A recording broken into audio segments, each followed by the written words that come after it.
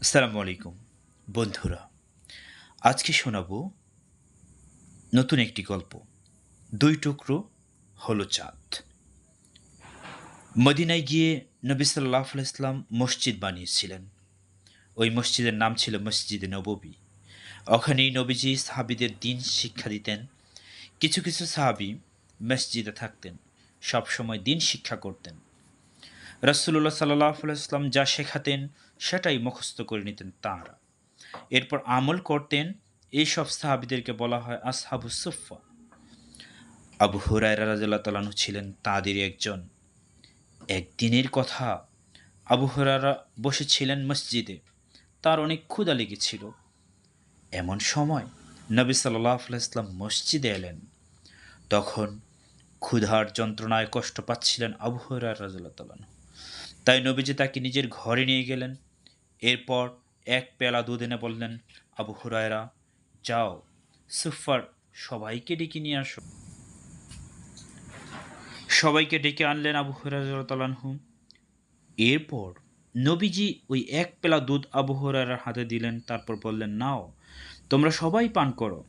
আবু হুরায়রা অবাক হলেন, এই এক পেলা দুধ এতজন খাবে কি করে? সাহাবীরা এক এক করে পান করতে লাগলেন। সবাই পেট ভরে পান করলেন, তৃপ্তি সহকারে খেলেন। শেষে ছিল আবু হুরায়রার পালা। তিনিও পান করলেন এবং তৃপ্ত হলেন। কিন্তু পেয়ালার দুধ শেষ হলো না, রয়েই গেল। নবী সাল্লাল্লাহু আলাইহি ওয়াসাল্লাম বললেন, আবু হুরায়রা, আরও পান করো। আবু হুরায়রা আরও পান করলেন। তার পেট ভরে গেল, তবুও দুধ শেষ হলো না। তখন বাকিটুকু নবীজি পান করলেন। দেখেছো বন্ধুরা, এক পেলা দুধ অনেকজন সাহাবী মিলে পান করলেন। সবাই পেট ভরে খেলেন, তবুও শেষ হলো না। এটাকেই বলে মুজিজা। নবীজির এই ধরনের আরও অনেক মুজিজা রয়েছে। এর মধ্যে একটি মুজিজা হলো, একবার কাফিররা নবীজির কাছে এলো, এসে বলল, হে মুহাম্মদ, তুমি যদি চাঁদকে দুই খণ্ড করতে পারো তবে আমরা তোমাকে মেনে নেব।